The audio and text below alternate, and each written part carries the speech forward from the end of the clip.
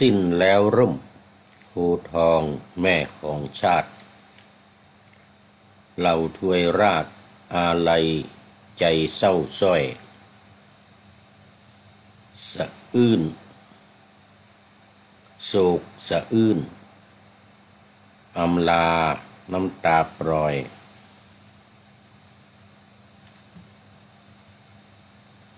สุดเรียงร้อยถ้อยคำนำสักการเสด็จสู่สวรรคาลัยน้อมใจพักน้อมนำหลักพระมหากรุณามาสืบสารทรงอยู่ในใจเรานานเท่านานตั้งปณิธานถวายแม่ทำแต่ดีขอถวายความนอบน้อมแด่พระรัตนตรัยมีพระพุทธเจ้าเป็นต้นขอถวายความเคารพพระมหาเถระพระเถรานุเถระเจ้าคณะพระสังฆาธิการทั่วโลกมีพระเดชพระคุณพระธรรมเสนาบดีเจ้าคณะภาค7วัดพระธาตุวสุเทพเป็นต้น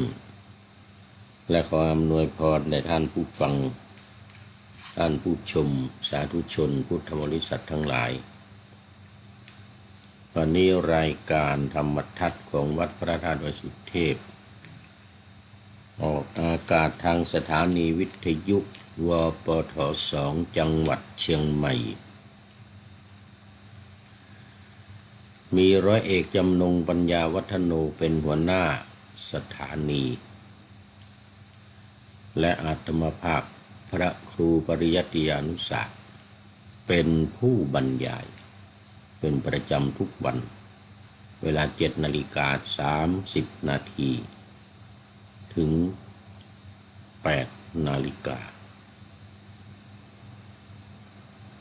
สำหรับวันนี้บันทึกเสียงล่วงหน้ามาจากวัดพุทธารามฟินแลนด์มีพระเดชพระคุณหลวงพ่อพระครูศรียานะวิเทศพระครูศรียานะวิเทศเป็นเจ้าอาวาสเป็นหัวหน้าสทยเขต 3เป็นหัวหน้าสทยพระธรรมทูตสหภาพพระธรรมทูตยุโรปเขต 3ทั้งหมดเนี่ยแถวประเทศฟินแลนด์เดนมาร์กนอร์เวย์สวีเดน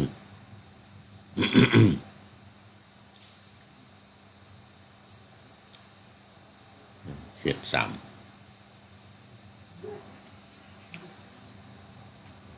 ก็มาถึงวันนี้ตอนเย็นแต่ว่ามีงานวันนี้เป็นวันแรกที่ทางวัดพุทธารามจัดให้มีการสวดพระอภิธรรมถวายพระราชกุศลแด่สมเด็จพระนางเจ้าสิริกิติ์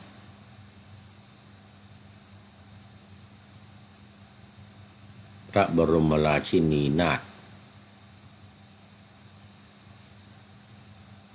พระบรมชนนีพันปีหลวงซึ่งได้เสด็จสู่สวรรคาลัย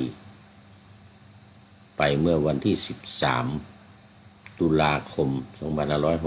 2568 ที่ผ่านมา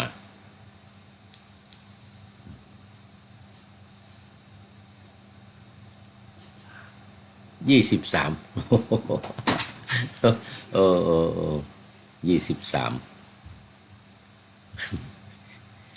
อย่าคือมันติดปาก13นี่คือวันที่ในหลวงพระเจ้าแผ่นดินพระในหลวงรัชกาลที่9วันที่13เซมแต่ตอนนี้หลังมาหน่อยคูหลัง13มาเป็น23ห่างกัน10 วันเขาหนาวซึ่งตอนนี้ยังกำลังผ่านมา 4-5 วัน แต่ว่าที่วัดนี้กำลังเริ่มเป็นวันแรกโดยมีท่านเอกอัครราชทูตประจำกรุงเฮลซิงกิประเทศฟินแลนด์มาเป็นประธาน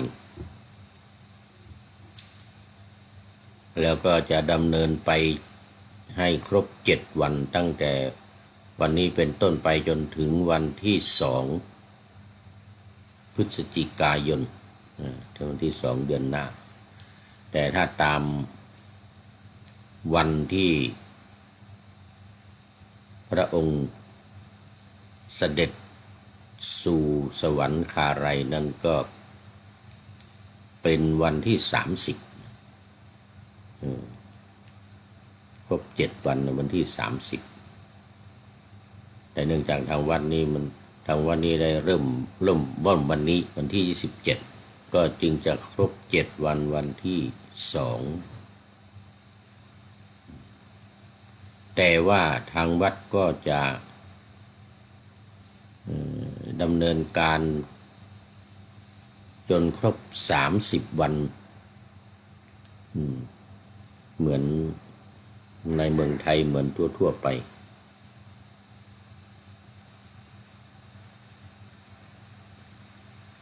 โดยวันที่2ก็จะเป็นวันครบ7 วันทำบุญสัตตมวาลระหว่างนี้ก็สวดอภิธรรมวันนี้มีสวดสหัสนัยด้วย2 อย่างแต่ถ้าตามที่ทางเมืองไทยเรานั่นก็จะสวด4 จบสวด4 จบแต่อันนี้มี2 จบ2 จบเป็นพระอภิธรรม7 คัมภีร์ใช่1 จบเสร็จแล้วก็สวดสหัสนัยก็เป็นอีกทำนองหนึ่ง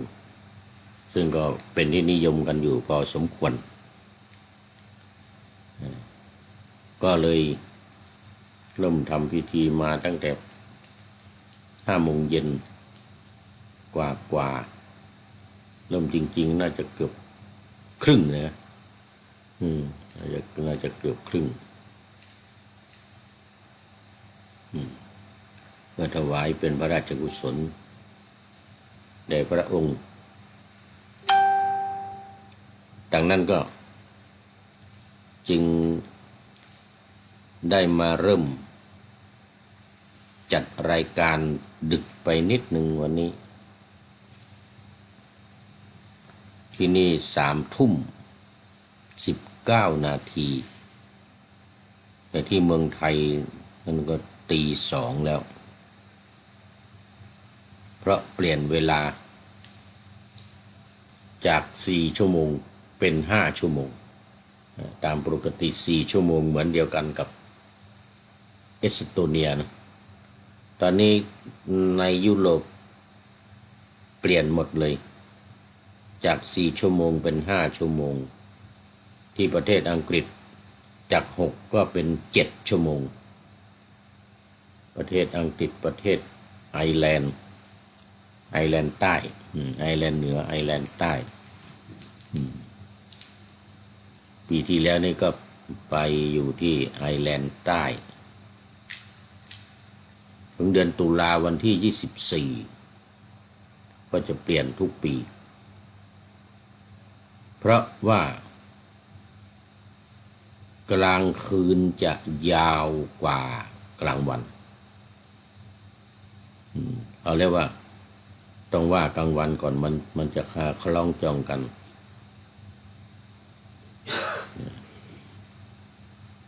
กลางคืนยาวกลางวันสั้น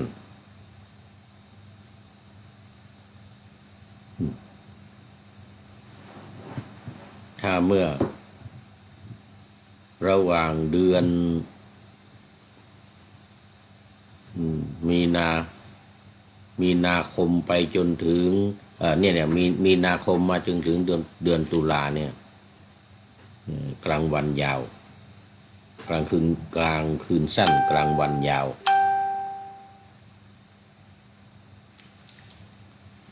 นี่ก็เปลี่ยนมา2-3 วันที่ 24มานี่เองนะอันนั้นก็ดึกไปหน่อยสำหรับในเมืองไทยก็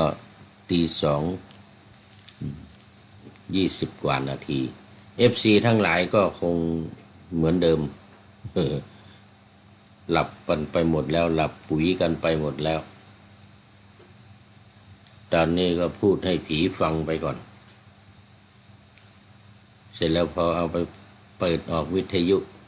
จึงจะมีคนฟัง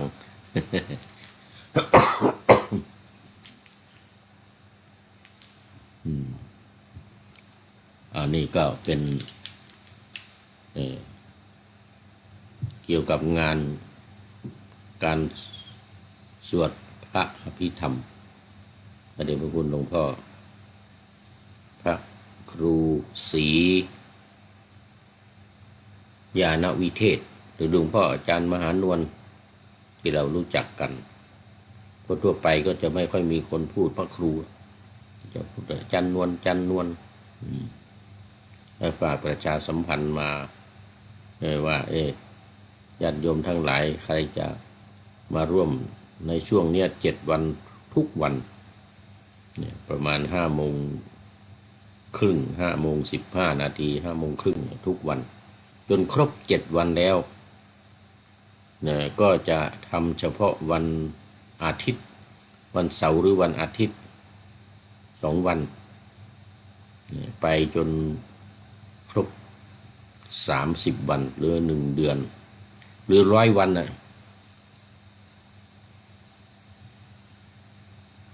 30 วันไม่ถึง100 วันเนี่ยต้อง3 เดือนดิ3 เดือน3 เดือนมัน3 เดือนกว่ามันจะครบ100 วันจะต้องเพราะว่าจะต้องมีพิธีทำบุญสุดท้าย100 วันแต่50 วันทำไหมท่านอาจารย์ทำเนาะ50 วันทำนี่50 วันทำอีกครั้งหนึ่งแล้วก็ไป100 วันทำอีกครั้งหนึ่งทำยิ่งใหญ่สัตตมวันสัตตมวันได้7 วัน7 วันนี่สัตตมวันทัศานั่นสัตตะแต่7 วันนี้เป็นสัตตะแต่100 วันนี่จะเป็นสัตตะสัตตมวานเป็นละ50 วันน่ะปัญจอะไรปัญญาสะนะปัญญาสาวานก็ได้ปัญญาสาวานปัญญาสะเนาะปัญญาสะมันมีเรียกอยู่นะใช่ปัญญาสาวานปัญญาสมวานปัญญาสมวานปัญญาสมวานแต่ในช่วงระหว่างนี้พระเดชพระคุณหลวงพ่อบอกว่าขอให้ประกาศว่าท่านใดที่มีจิตศรัทธาจะมาทำถวายพระราชกุศลถวายพระองค์ก็ขอให้แจ้งล่วงหน้ามาทางวัดจะได้จัดเตรียมวันไหนก็ได้ไม่จำเป็นต้องเป็นวันเสาร์อาทิตย์เอาเจ้าภาพว่างว่านะอาจจะเป็นจันทร์อังคารพุธหรือวันหยุดนะวันหยุดของท่านเพราะว่าที่นี่เนี่ยทางยุโรปนี่มันหยุดไม่เหมือนกันบางคนหยุดวันจันทร์บางคนหยุดวันอังคาร ร้านอาหารบางทีก็ไม่หยุดกันหรอกเสาร์อาทิตย์เนี่ยเพราะมันเป็นรายได้ เออก็จะไปหยุดวันจันทร์อังคารพุธศุกร์เสาร์อะไรเงี้ยพุธวันศุกร์อะไรเงี้ยดันให้ว่างวันไหนจะทำวันไหนก็แจ้งมาทางวัดก็มาร่วมกันทำได้ไม่ต้องรอจำนวนมากมายอย่างสัตตมวานปัญญาสมวานหรือสัตตมวานเนี่ยนะอันนี้นี่มาร่วมกันเป็นจำนวนมากโดยจะมีทางด้านเอกอัครราชทูตมาเป็นประธานมาร่วมดำเนินการทุกครั้งแต่ถ้าทั่วไปจะทำก็ตามอัธยาศัยอันนี้ก็เป็นเรื่องหนึ่งต่อไปเรื่องที่สองประชาสัมพันธ์อีกนิดก็คือการเทศมหาชาติเวสสันดรชาดกนี่ที่วัดพระธาตุดอยสุเทพซึ่งเริ่มมาตั้งแต่วันที่22ไปถึงวันที่3พฤศจิกายนส่วนกลางวันเริ่มมาตั้งแต่23ไปจนถึงวันที่4พฤศจิกายนก็จะถึงวันเพ็ญเดือนยี่ของยี่เหนือพอดีเลยเพราะวันเพ็ญเดือนยี่มันเป็นวันที่5วันที่5เป็นวันเพ็ญเดือนยี่ทางภาคกลางเป็นเดือน12วันเพ็ญเดือน12ก็เริ่มตั้งแต่นี่แหละเรียกว่าวันที่22ไปจนถึงวันที่5นะเป็นเทศกาลการเทศมหาชาติเวสสันดรชาดก13กันอันนี้ก็เชิญชวนญาติโยมทั้งหลายไปร่วมกันเป็นเจ้าภาพดังที่ได้ประชาสัมพันธ์มาทุกวันนี่ก็FCตัวจริงหลับไปแล้ว กลางวันนั้น9 โมงถึงเที่ยงวันโดยพระจะเอาทำที่เทศตอนกลางคืนมาเทศซ้ำอีกในตอนเช้าของทุกวันวันที่23ถึงวันที่4พฤศจิกายนนี้13วันเหมือนกันก็คือตอนกลางคืน13ตอนกลางวัน13นี่วันนี้ก็ขอประชาสัมพันธ์ให้ทุกท่านได้รับทราบแล้วก็เชิญชวนมาร่วมใครจะเป็นเจ้าภาพก็ติดต่อล่วงหน้ามาได้ที่วัดพระธาตุดอยสุเทพหรือมาตรงเวลาที่ดำเนินการเลยก็ได้ไม่ต้องแจ้งล่วงหน้ามาร่วมเป็นเจ้าภาพมาร่วมฟังเทศตอนกลางคืน1 ทุ่มเป็นต้นไปตอนกลางวัน9 โมงเช้าเป็นต้นไป9 นาฬิกาและตอนนี้ก็เข้ามาสู่เนื้อหาสาระของธรรมะในรายการธรรมทัศน์ของเราวันนี้คงจบแน่เรื่องสหายของนางวิสาขานี่นะว่ามาหลายวันเมื่อวานก็มาถึงตอนที่ไปเอาเหล้าสุราไปดื่มกินกันครั้งที่2ครั้งแรกโดนตียังไม่เข็ดหลับ ครั้งที่2เอาไปกินในวัดเลยทีนี้ตอนนั้นก็จะชวนขอนางวิสาขาพาไปอุทยานเหมือนกันแต่ว่านางวิสาขาไม่เอาไม่ยอมเจ้าก็เลยมาวัดยอมมาวัดดีกว่าก็อยากจะกินเหล้ากันอยากจะดื่มสุราแต่คราวนี้เอาใส่ขวดเล็กๆขนาดกำปั้นนี่ว่างั้นนะแต่ว่าเป็นสุราที่กลั่นแล้วก็มีฤทธิ์แรงดีกรีสูงมีขวดเนี่ยสันฐานเท่ากับกำปั้นนี่เนี่ยเท่ากับ1 กำปั้นมือเนี่ยเพราะว่าจะไม่ให้นางวิสาขารู้ให้สังเกตได้เพราะไปวัด นางวิสาขาก็คงคิดว่าคงไม่ทำเหมือนที่ไปอุทยานเลยก็เลยตกลงพาไปวัดคราวนี้ก็พอไปถึงวัดเชตวันก็เข้าไปสู่มุมนั้นมุมนี้แอบกินตามใต้ถุนศาลาบ้างไปตามต้นไม้บ้างกินเสร็จแล้วก็โยนทิ้งไปไม่ให้ใครเห็น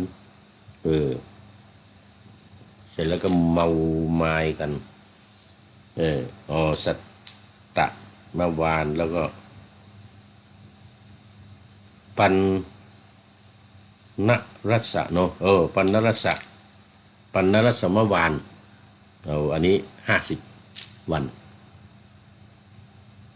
ไม่ใช่นี่15ปันนรัสสะ15ถูกละปันนรัสสะ15แล้วก็ปัญญาสมวานนี่50เสร็จแล้วสัตตมวานนี่100ขอบคุณมากครับขอบคุณมาก4ทำ4ใหญ่ๆ4 ครั้ง ส่วน ส่วนย่อยๆที่ทุกๆวันเสาร์อาทิตย์นั้นก็ไปตลอด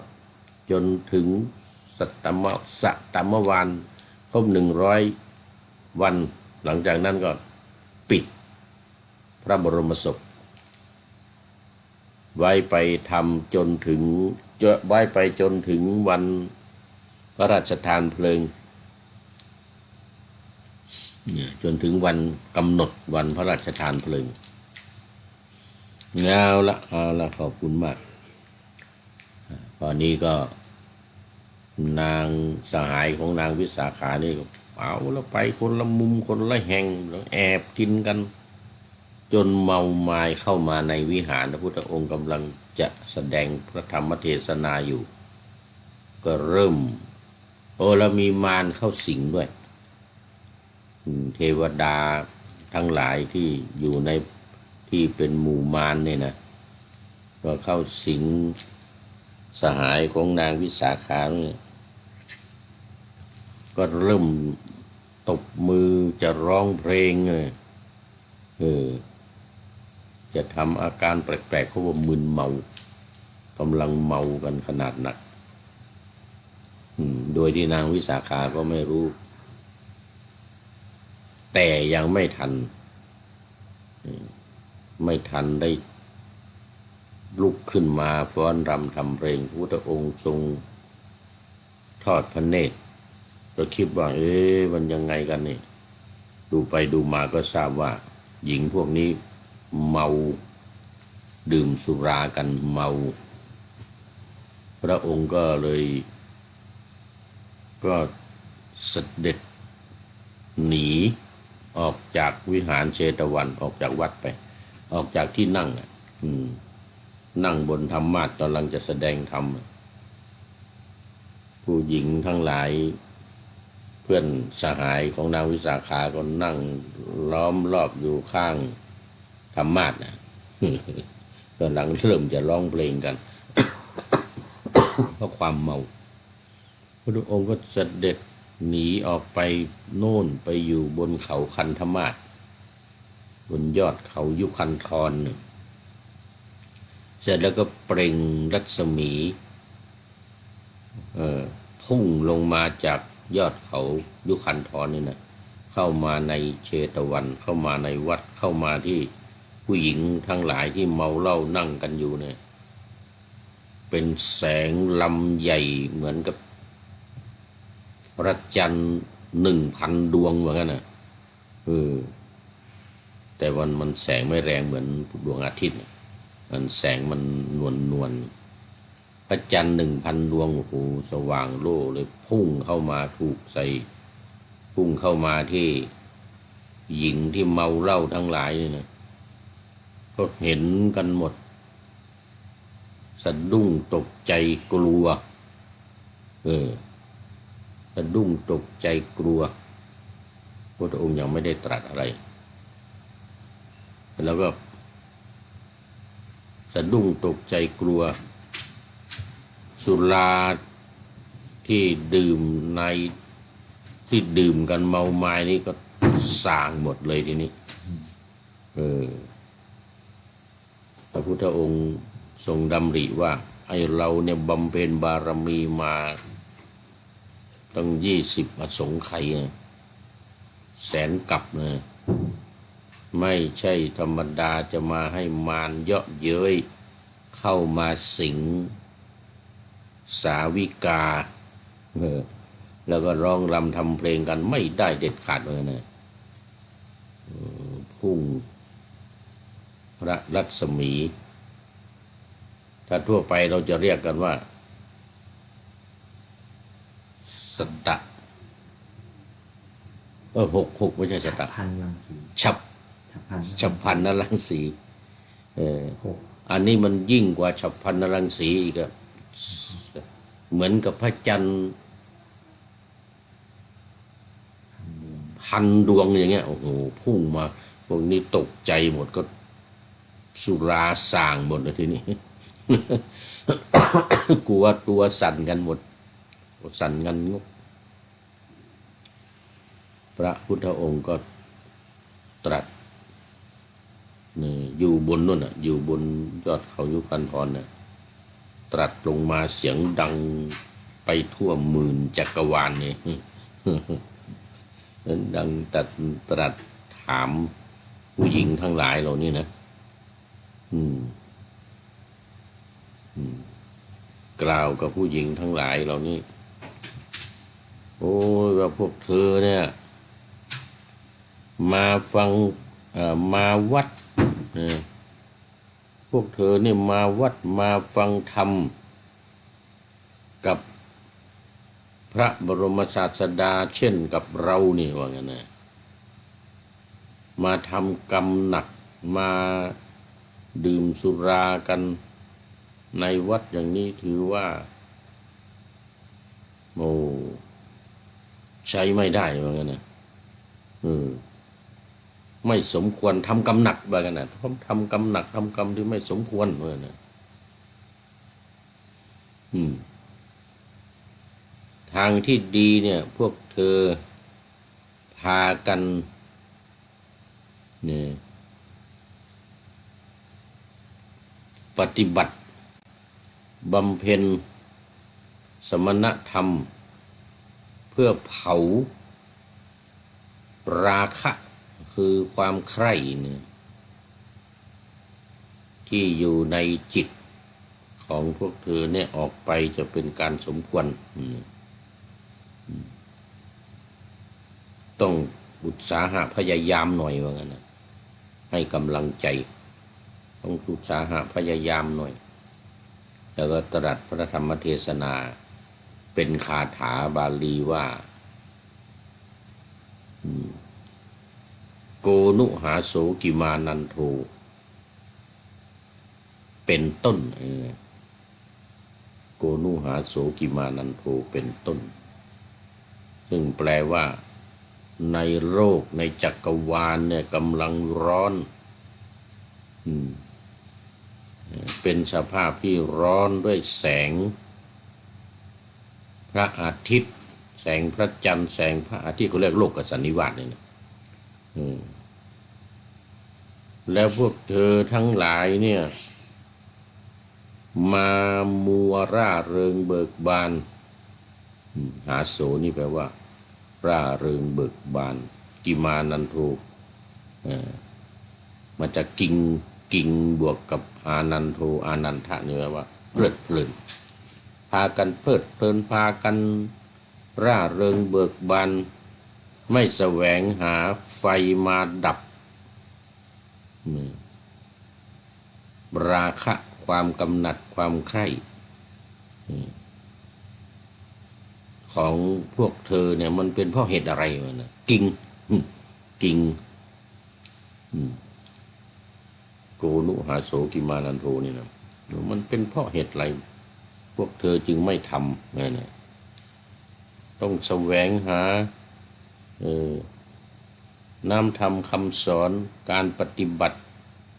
เพื่อที่ให้ราคะความใคร่ทั้งหลายความมัวเมา ล่าเริงเบิกบานทั้งหลายมันหายไปจะเป็นการดีตรัสพระธรรมเทศนาจบผู้หญิงทั้งหลายสหายของนางวิสาขาก็บรรลุเป็นพระโสดาบันทั้งหมดเลย500พระธรรมเทศนาก็เป็นประโยชน์ต่อคนทั้งหลายที่ได้รับฟังทั้งพระภิกษุสงฆ์สามเณรทั้งคนในโลกที่ได้ยินพระธรรมเทศนาที่พระพุทธองค์ตรัสในครั้งนี้เป็นจำนวนมากก็บรรลุคุณธรรมกันมีโสดาบันเป็นต้นมีโสดาบันเป็นต้นเรื่องของสหายของนางวิสาขานี้ก็จบพอดีเลยเวลาก็หมดตอนนี้ก็มาดูท้ายรายการมีข้อคิดวันนี้ได้มาจากพลตรีนเรศจิตรักท่านนายพลของเราได้ประพันธ์เกี่ยวกับการเสด็จสู่สวรรคาลัยของสมเด็จพระนางเจ้าสิริกิติ์พระบรมราชินีนาถพระบรมราชชนนีดูว่ายากหน่อยพันปีหลวงพระบรมราชชนนีพันปีหลวงวันนี้พระเดชพระคุณหลวงพ่อก็งงเหมือนกันพูดที่โอ้หลวงพ่อทุกทีไม่เคยเป็นอย่างนี้ว่างั้นนะวันนี้พูดไม่ถูกต้องเจ้าหน้าที่ทางที่มาจากสถานทูตบอกบอกแล้วกันยังว่าไม่ถูกอีกมันส่วนใหญ่จะลืมคำว่าไอ้